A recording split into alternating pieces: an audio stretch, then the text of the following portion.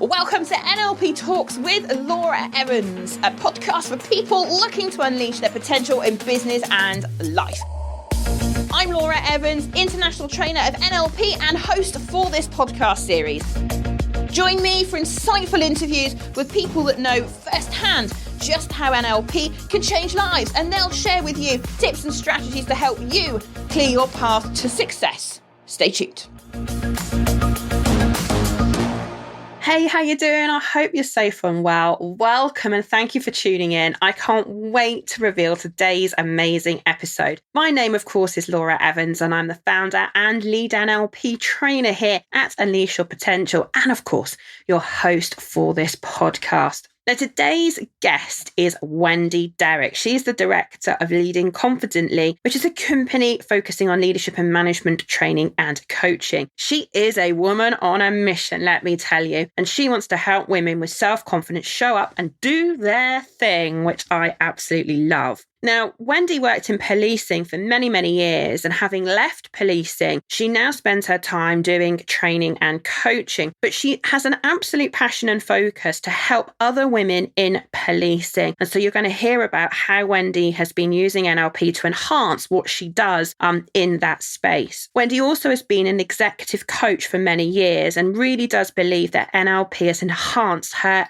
executive coaching business, as well as talking about how she's been using NLP within a project with prisons, which is fascinating. She's also going to talk about the positive impact that NLP has had on her long-established workshop called Own Your Own Mind. I cannot wait for you to hear all about that. Now, we're going to cut across to Wendy, where she's talking about how NLP came across her path. Just before we do, a little warning. If you've got little ears around, you should know that there's the odd swear word here and there, so listener discretion is advised.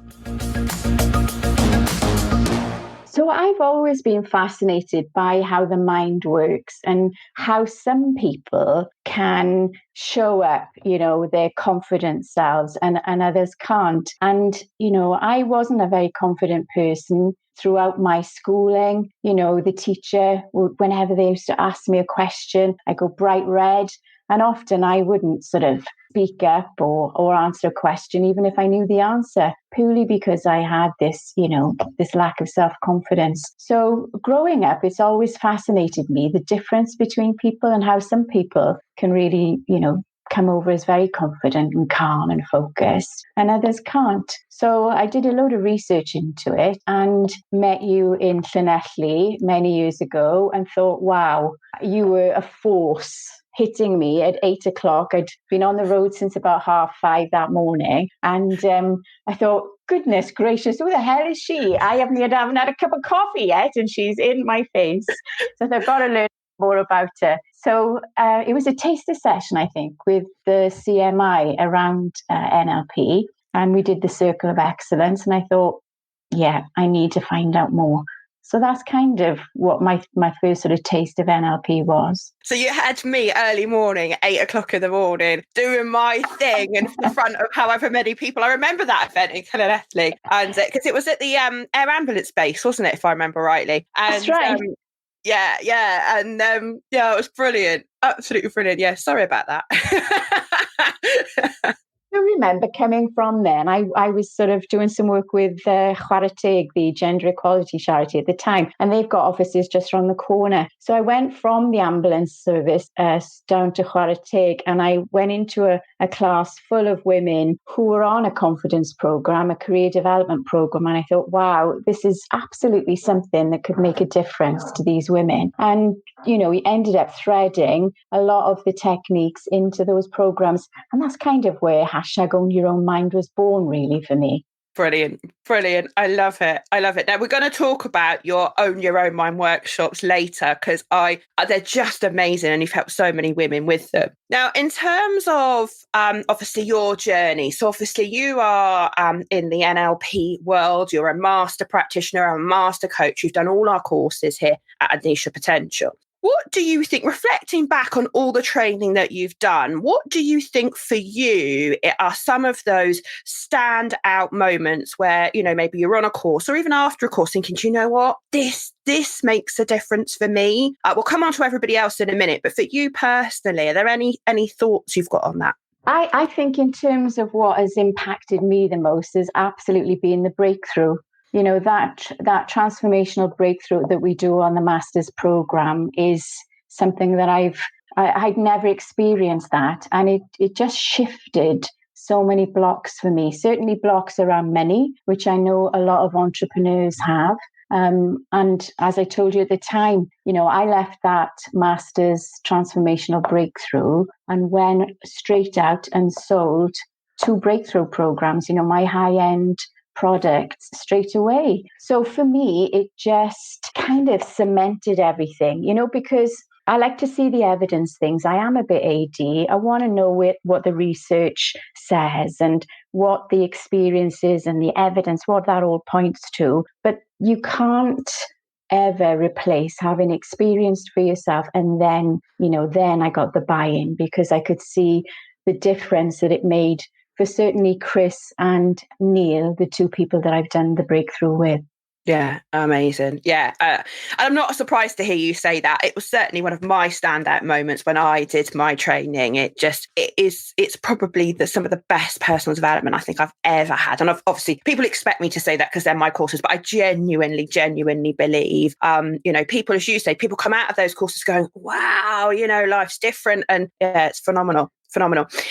Now, Wendy, there's so much I want to ask you, and I'm really worried I'm going to run out of time. So I'm going to keep asking questions and see what we can get, because I know the listeners are going to be fascinated to hear some of your stories. Now, I'd like to talk a little bit about your work with women in policing, if that's okay. Obviously, you've worked in policing for many, many, many, many years before you set up Leading Confidently. And I know that you even now spend quite a lot of time in the sector helping women in policing. And I'm just wondering whether you could help the listeners understand on the podcast a little bit about how NLP has helped you enhance the work you're already doing and the difference you think it's made for them.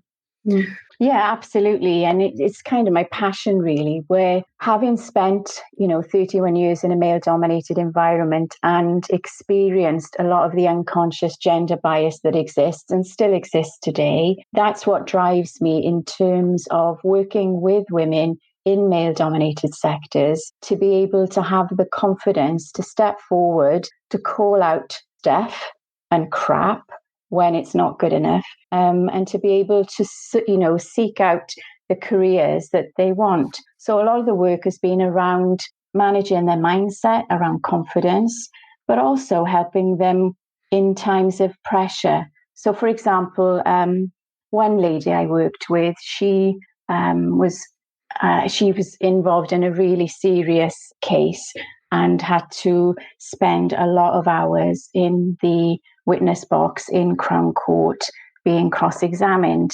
And, for a lot of police officers, that's a big deal, being sort of challenged in terms of your decision-making and some of the methodologies you've applied in your investigation. So she was very, very keen to be able to, in that moment, under pressure, being challenged, to be able to get a sense of calmness, but also that clarity of thought so that she could focus on absolutely what needed to be told to the jury without sort of the noise and the pressures that come from some of the challenges that they face. So what she did was anchoring. We did a lot of work around her mindset, and some techniques she could use in the here and now was to anchor, as you know.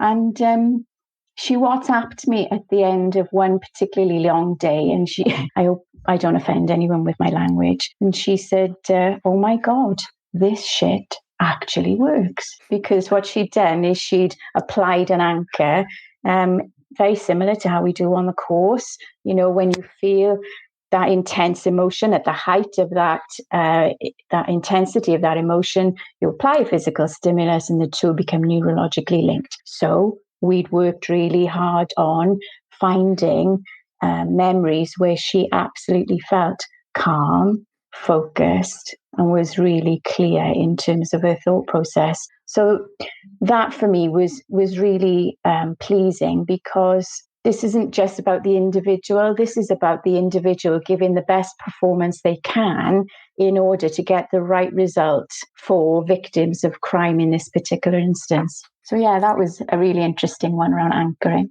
That's so amazing to think, I mean, I can't even imagine how challenging that must be when you know you've done the right thing, but yet you're being cross-examined and someone's trying to pick fault in what you've done and find a little thing you've forgotten or didn't get quite right. And that must be so challenging. But to think that that really helped her in that moment, that, like you say, that's a good day in the job, right?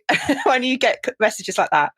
Absolutely. And another one springs to mind where, again, a lady who was in, quite a serious part of policing, major crime. She was going for promotion. And as is the case, I think, with lots of women who are at a certain point in their career, sometimes feel overlooked. And, this frustrates the hell out of them. So we did a lot of work around learning from her past experiences of going for promotion to a very senior rank, and worked again on that clarity of thought, mindset, calmness, and confidence when you walk into an interview and sit in front of a promotion board. And on this particular occasion, she didn't get the promotion, but what she did get was feedback to say she was 100% different in terms of her focus, in terms of improvement of how she answered clearly, concisely, and calmly. So anyway, she put all that into practice. We continued working together, and job in the bag. She got the promotion she needed. So that was, again, a great result. I'm so excited. It's so exciting. So some of our listeners, obviously, as you know, we've had 10,000 downloads now on the podcast, and we're in 92 countries around the world. So a lot of people that listen to this podcast will not have done NLP training. They may be listening to this podcast because they want to learn a bit about what we do and how we help people. In that example, could I get you to share? Because obviously policing is very structured, isn't it, in terms of how you go about getting a promotion and things like that. But promotions is going to apply to kind of everybody in their career. Could you give everybody a little bit of an insight? What kinds of NLP tools did you use with her to give her that clarity of thought and help her sort out her mindset? Because anchoring you've already talked about, which is brilliant. But I'm wondering, what else did you do to help her? One of the things I do for all my clients before they ever sit in front of me is to bring to their conscious awareness that negative self-talk that goes on. So, as you and I both call it, your shit list, that's a really important task that people undertake before coming to see me, purely because, as we know, our thoughts influence how we feel emotionally, and how we feel physically, and then how we behave. So unpicking and peeling back the layers of that inner dialogue that we have with ourselves, that inner critic. I call mine my whinging git that sits on my shoulder, and I have to give it a good old talking to it sometimes. That's brilliant. I love it. But just writing those thoughts down, verbatim, exactly as they say those thoughts to themselves, is really useful for me, because I'm able to analyze the linguistics and really get a feel for some of those modal operators, the language and the pressure that puts people under. So yeah, once I've done a lot of that pre-work, for me, it's very much around looking at maybe those core values and core beliefs that they have. Because as we know, those core values and core beliefs, amongst other things, are those filters of the unconscious mind. Now, as I'm sure maybe listeners perhaps don't know, but that we've got the unconscious and the conscious mind. And the unconscious mind, that big, powerful beast that drives 95% of your behavior, is the one that makes the difference. And that's where the focus of the NLP coaching is. And for me, that's where the difference is made in terms of those long-lasting behavioral changes that people want to see. So for me, yeah, it's about unpicking what sits in the unconscious mind. So we can then adjust those representations people are making, how they're making sense of stuff in their mind, so that then we can tweak that so that it serves them better. So their thought process, their thought strategies are disrupted when they don't serve them well. And then we just sort of put a thought strategy in its place that serves them much better, empowers them for the future. How eloquently put. That is just probably one of the best explanations I've heard. So yeah, thank you for sharing it like that, because I know that's how you'd have talked to a client. And so many people listening to the podcast, as I say, don't know NLP. They're here because they want to learn a bit about NLP. So it's brilliant to hear you describe it like that. It's just, it's brilliant. So sticking with women in policing, because I know not only are you one of the most amazing coaches, but you also run workshops and trainings. And I know that some of your work that you still do in policing is where you go in and run workshops for police forces in order to, again, to help women predominantly. Could you perhaps share with everybody a few tips or a few ideas around the workshops that you've run and the difference NLP has made there? Absolutely. So with the workshops, we set the scene, if you like, with that basic understanding of the power of NLP and how that, influences our thoughts and behavior. One of the key things we do at the beginning is to just take a moment to reflect on the past 12 months in terms of our disappointments maybe and our successes. And then look at the lessons learned from both those disappointments and successes. And from that, we normally establish the limiting beliefs that a lot of people have, particularly around the lessons learned. And then we form some guiding principles from them, principles that they can live their life going forward in the coming 12 months that will mean they have less of those disappointments and more of those successes. So initially, it's all about self-reflection. We also do some work around values. And obviously, our values are the things that are most important to us. It's what we focus on, influences our decision-making and the choices we make, whether that's in relationships, career choice, it's everything. So we do a little exercise around values, which is hugely powerful. And I mean, probably the police service are not going to thank me for this, but certainly in last year's Own Your Own Minds pre-COVID that were face-to-face, 2 women left the organisation as a result because all of a sudden they realised that their core values weren't in line with the values that the organisation needed them to operate. And by that, I mean working away from home for long hours when actually maybe your core value is family and it didn't fit. So yeah. Totally makes sense. Yeah. And I think, circle of excellence, anchoring, they're key techniques that I always use in the workshops.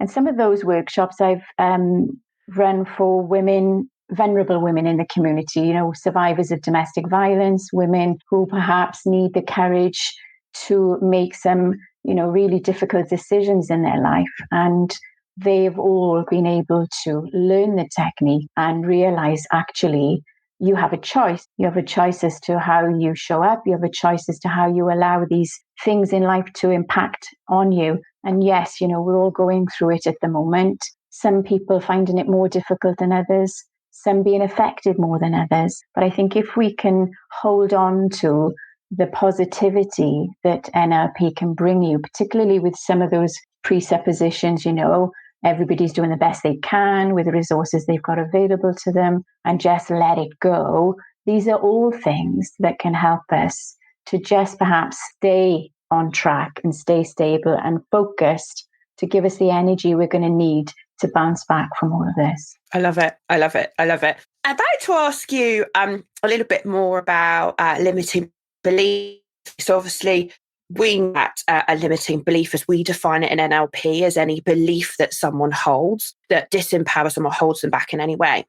I know you work with a lot of women in leadership, not just in policing, but in lots and lots of different organisations. And I'm just wondering, from your experience, limiting beliefs that people hold, really I think, hold people back. And I think when you're in the junior ranks of an organization, you kind of look up, don't you? And you think, well, they've all got their stuff together, they're doing a grand job and, aren't they amazing? And then as you progress up through an organization like you and I both did, you start to realize that actually those people that look like they got their stuff together at the top of the organization often haven't. And as women, as we both are, having grown up in organizations, got into senior leadership positions, and now you working with people in senior leadership positions, I don't want to necessarily disregard the men, but I'm just interested, because I know you do a lot of work with women. I'm just interested on what you think the role of limiting beliefs are for women in senior leadership and how that plays out for them. Absolutely. And, whilst I have spoken a lot about women, I am at the moment coaching a leadership cohort of 13 people up in Scotland, and they're a mixture of male and female. And imposter syndrome, limiting beliefs actually are across the board. Indeed, the latest research around imposter syndrome tells us that under pressure, men actually experience imposter syndrome more intensely than women, which is an interesting study. Yeah. But the beliefs are the same, it's all around judgment, it's all around perception, and whether putting yourself out there, you naturally, the higher up you go, the more you're going to attract that judgment. And I think that basis we all operate from. It's just some of us have got the techniques and the ability to manage it more than others. And it's really interesting. I'm actually coaching line manager and their line manager. And obviously, confidentiality comes into play here, and I don't discuss either with each of them. However, it's so interesting to hear how those limiting beliefs play out for the person in the senior role and the person in middle management. They're identical. And it's interesting that some of the work that we've done together the feedback I've had is, oh my God, thank you so much for the work you've done, because the difference in my line manager is like night and day. It really is different.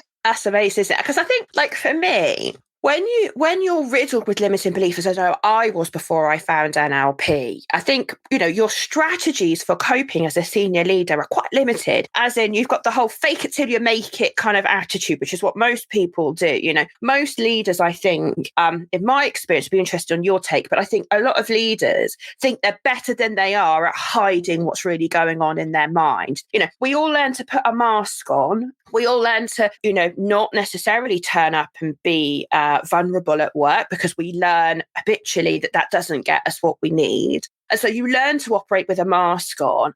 But yet these limiting beliefs are inside of you. And, as you eloquently described earlier, those limiting beliefs and those values and those filters directly impact your behavior in a moment. Like I think people think they're better at controlling their behavior and modifying their behavior than they really are. Because as you've just said, when people are under absolute pressure, we just act. Like, you don't go, oh, I'm really, really stressed. And like, right, so what's the right way to react? You just react. And so, our behavior, I think it is often as leaders, is the undoing, I think, of some leaders when they think they've got their stuff together, but actually in the moment they react. And, we all do. I mean, even I do, we all react. But I think it's interesting, isn't it? When you think, in that example you've just given, someone, you've been working with the line manager on their limiting beliefs, and the employee of that line manager is telling you, oh my goodness, I'm sure it's probably along the lines of, I don't know what you've done, but whatever it is, thank you, because you've just made my life better. Have you got any more thoughts around that? Because I think it's a really interesting topic. And, fake it till you make it was something I used to work hard at. But now, since I've discovered NLP, actually, I've realized how exhausting that is. So the change has to be real. The change has to be, genuine. So for me in leadership, that's all about, like you just say, showing vulnerability in leadership is a key leadership strength. Showing up as your authentic self really does help to change the mindset, the commitment, and the engagement of the people around you. So I think what I try to do with the leadership clients I've got is for them to, accept themselves for what they are, and from that, their confidence grows, their confidence expands to the point where they are an absolute role model for the people around them, because they say, I haven't got all the answers. And we work together collaboratively to get all the answers. So for me, it's all about showing vulnerability in leadership and being authentic. From there, you don't have to waste the energy on fake it till you make it, because that's just exhausting, and it'll find you out in the end. And isn't it brilliant that when you help, and obviously I don't do as much coaching now as I used to do, but isn't it brilliant when you get a leader to that light bulb moment of realizing who they really are and what's really going on for them, and then empowering them to know that the things they want to change, they can. So those limits, you don't need to fear judgment. You don't need to be concerned you're not good enough. You don't need to feel like you're not worth it. You don't need to feel like you don't deserve to be in that role. Because actually, that's what, for me, NLP really does. It gives us a toolkit to go, right, now we've peeled back the layers of the skin and we know really who you are and what you stand for and what's holding you back as a leader. Out of that, what do you want to be different, and how can I help you? And I think, I don't know about you, I want to kind of almost drift into your more executive coaching role, which we've kind of invertedly been talking about. But for me, that was a massive, massive shift in executive coaching, because again, I'll be interested in your take on this, but I used to get really frustrated as an executive coach, because don't get me wrong, great questions have a role. They absolutely do. But I used to get so frustrated coaching people, because you're kind of like, something needs to change here. Like, we can't sit here for month after month still talking about the same thing. It's almost like that, if you always do what you've always done, you'll always get what you've always got. So something has to change. And NLP, to me, in my executive coaching, was just like the most exciting toolbox I've ever been given. So anyway, could you help people? Because I know that you're such an experienced executive coach, and you've been doing executive coaching for so many years. And could you give everybody a flavour of just what it was like for you when you discovered NLP and went, I can use this in executive coaching and I know it's going to be super special? Well, I do remember having this conversation with you after the prac course, saying, well, Laura, do I really have to do your coaching course? I'm a qualified leadership coach, ILM level 7, for goodness sake. And I thought, you must have thought, who the hell does she think she is? But I did the course on your recommendation, and I'm so glad that I did, because I go back to, the power of the unconscious mind. For example, what foot did you put in your shoe when you got up this morning? Oh, blimey. Do you know what? I don't even know. I just put my shoes on. Exactly. Some people say definitely my left. Some people say my right. Some people say I haven't got a clue. I don't know. And that's the point, is that it's the unconscious mind doing that work for you. It's that habitual behavior. It's how you react without even thinking, whether it's putting the car into gear or whatever. That is the difference that the NLP coaching makes over leadership. The leadership coaching in its, sort of separate sense is all about the conscious work. If somebody doesn't do the work around developing the power of the unconscious mind to change their mindset, any change made, as far as I'm concerned, when you just deal with the conscious thought, is only ever going to give you limited, short-lived change. If you want to make long-lasting behavioral change so that you have the best year ever, year on year on year going forward, then it has to be a mixture of unconscious and conscious thinking.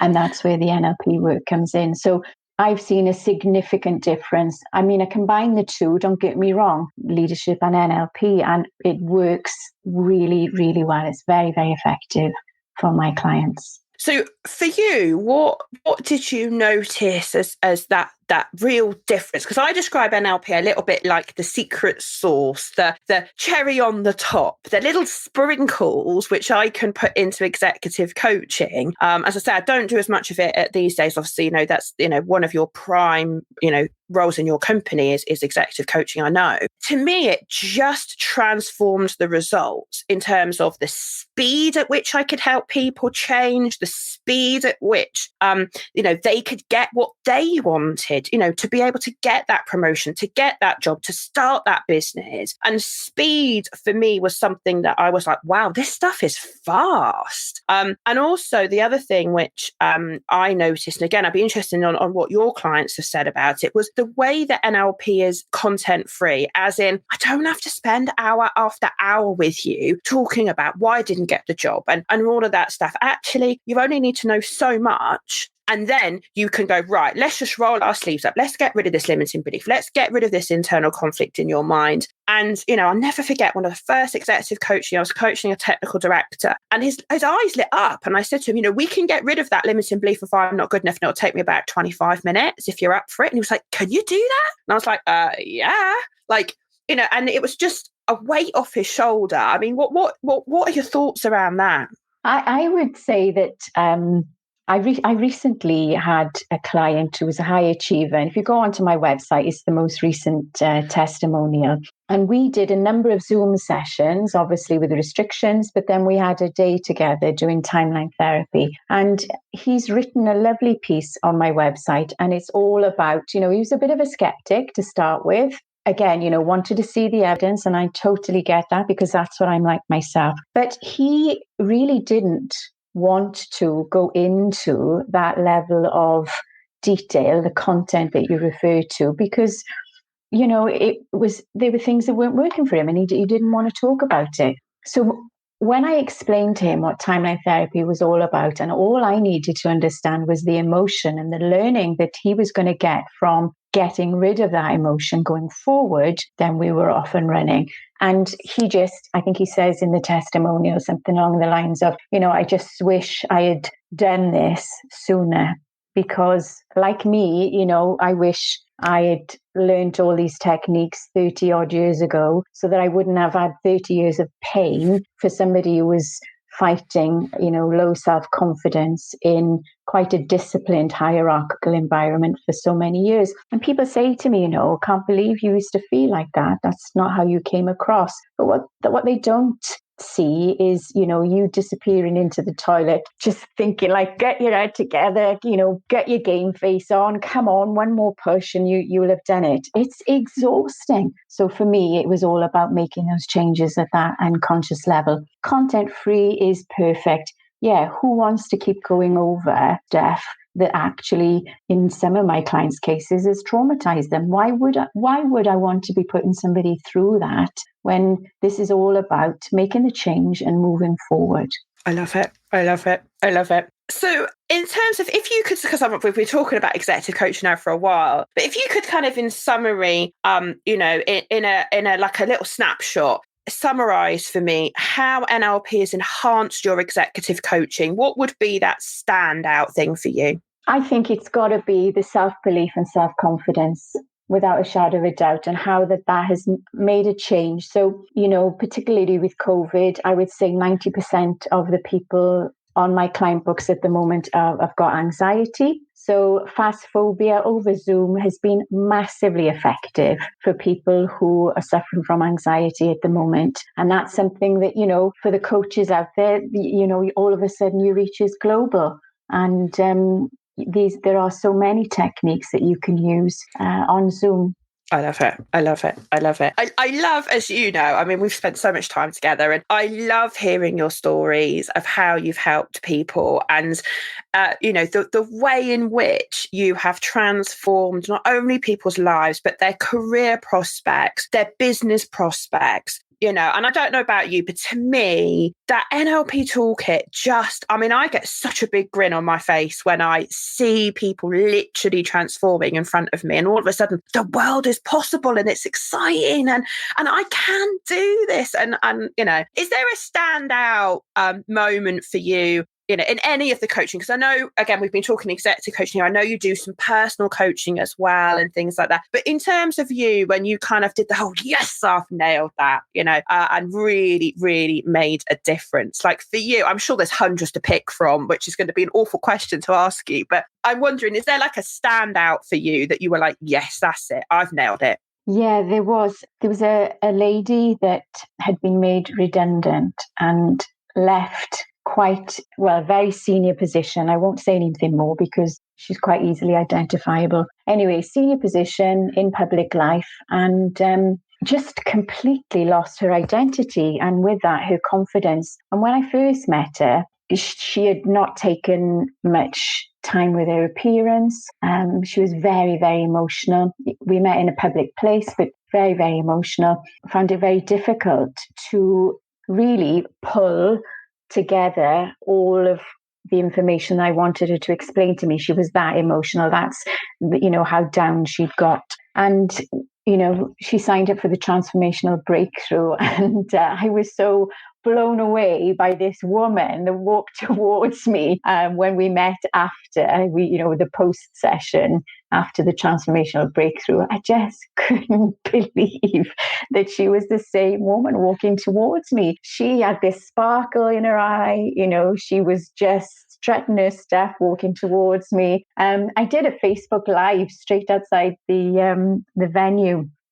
Because I was just so blown away by the difference in this person who, was unemployed and had completely lost her motivation, her confidence, and literally, I'm not kidding you, within weeks, she was back out there turning down jobs. That was the best bit. Having so many job offers, she was turning them down, waiting for the one that was just quite right, which as before, she was, just panicking that she'd never get a job and was considering taking anything. So yeah, she's well on the way to an amazing career. And her whole family were amazed at the difference in her. That was really, really, I was amazed when she was walking towards me. I just thought, this is not the same person. Amazing. And I'm welling up, and I'm just listening to you talk about it. I'm just like, Laura, pull yourself together. But it's such a special moment, isn't it, when you see that and think that you've had a hand in that. You've guided that person through a process. You've helped them make the decisions and change the things that they needed to change. And to go from what you've described to turning down jobs because it's not right for. That's just magical. That is just magical. Absolutely, absolutely love it. Now, I've still got so many things, Wendy, I want to ask you. I know that now this is again a little bit left field. So as we know, you do a lot of work in leadership and management and executive coaching and things like that. But you also have your fingers in a lot of other pies, which is brilliant. And I know that you are in the middle of a new initiative, a new program where you're looking at working with potentially prisons. Now, this is quite different. I remember when you mentioned it to me and I was like, wow, okay, that's different. And I'd just love to learn a little bit more about the role of NLP and NLP coaching and what that, I know you probably can't say too much because obviously it's a little bit under wraps because you're in the middle of putting it all together. But I'm just curious as to how you've seen an opportunity to be able to help in that space. So this is in collaboration with a local university and is kind of just holding at a moment because of COVID. But there was I don't know if you're aware, but, violence in prisons, certainly over the last 18 months has been escalating significantly.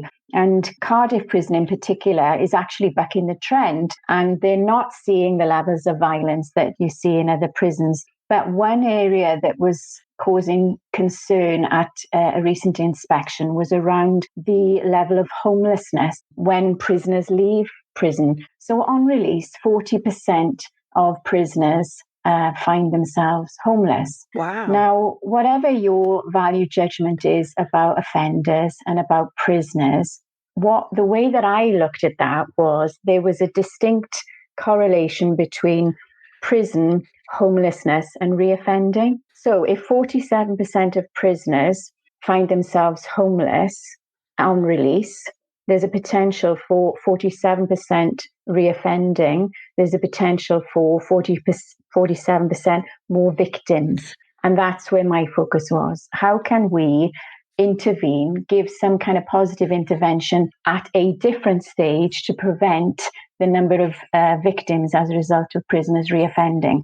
So this coaching intervention was purely put in to break that cycle. So I went into Cardiff Prison along with another load of coaches. And I was amazed, by the educational and development opportunities there are for prisoners to prepare them for their release so that they do return to society well equipped psychologically and academically, to be able to make a contribution to society again. So, yeah, the intention there is all around mindset, confidence, positive thinking, so that, as I'm sure your mind is racing now about the NLP techniques that could be used. But yes, if we know that we can manage our mindset, then for people who perhaps through various different circumstances will find themselves in certain situations where actually the ability to respond calmly and considerately rather than react maybe in a way that they reacted habitually for many years is key. So yeah, I'm really excited about that particular project. But not much going on at the moment because of COVID, but anything I can do to break the cycle between homelessness and reoffending and then seeing a reduction in victims of crime is absolutely something that I'm going to pursue. I just think it's brilliant. I know a friend of mine over in Northern Ireland also got involved in a project with youth reoffending and went into not called prisons, are they, when they youth? But what's the name? I can't think of the name of them now. But anyway, youth offending centres, something like that. Yeah, something like that, isn't it? Anyway, sorry, forgive me, folks. So I should have thought that through. But yeah, it's that cycle, and like you say it differently, and all right.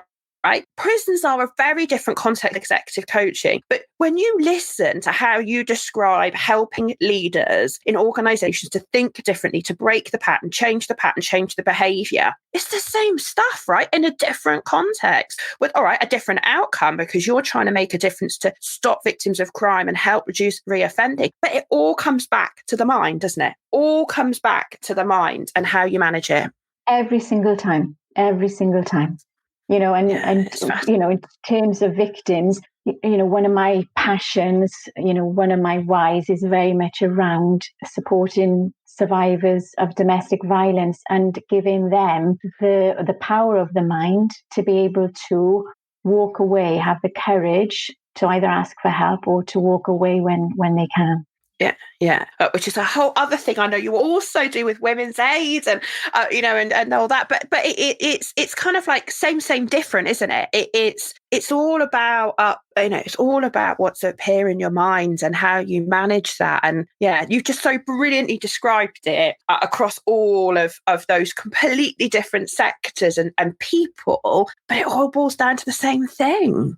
It's amazing. Cool. Now I want to talk about, and there's so much more, Wendy, but I want to talk specifically about your amazing workshops that you run. Now I know you've talked about them several times, but you have designed and put together bespoke, only available from the awesome Wendy Derrick, a specific program called Own Your Own Mind Workshop, which I think absolutely brings together everything we've been talking about today. And I know loads of people have been through your workshops and programs, from police forces to, Joe Public off the street to the stuff you've been doing with women's aid. There's so many people that you have helped. And firstly, I want to do a big whoop and big up for that. I can't even say it. Get your teeth in, law. Own Your Own Mind Workshop. But I know that NLP has had a really positive impact on that workshop because you already ran it before you learned NLP, didn't you? And then you kind of added some extra bits in. So could you tell everybody about the Own Your Own Mind Workshop and what it's all about? Absolutely. So it is purely about getting you out of your head and out of your way. So the NLP bits of it are very much around, identifying that negative self-talk, disrupting those thought strategies that don't serve you well, and, implementing, strategies that serve you better going forward in terms of how you think.